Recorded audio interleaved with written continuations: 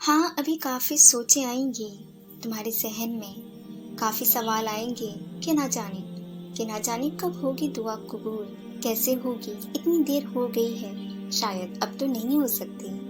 ان سب خیالات کو چھوڑ کر بس ایک بار اس شدت کو محسوس کرنا جس شدت سے تم اپنی دعا کو پورا ہوتا دیکھنا چاہتے ہو۔ دیکھنا پھر کبھی تمہارا دل ہار نہیں مانے گا، کبھی بھی سکون نہیں ہوگا۔ جب روزے دار دعا کرتا ہے تو عرش کے فرشتے بھی اس کی دعا پر آمین کہتے ہیں۔ زندگی میں جب بھی گرتے گرتے سنبھل جاؤ، سمجھ لینا تمہاری دعاؤں نے تمہیں تھام لیا ہے۔ کبھی معراج، کبھی شب برات، تو کبھی شب قدر۔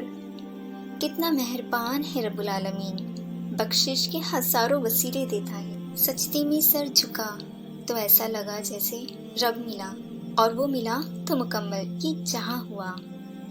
جو دعا قبولیت میں وقت لے رہی ہے وہ تمہارے نصیب میں لکھی جا چکی ہے۔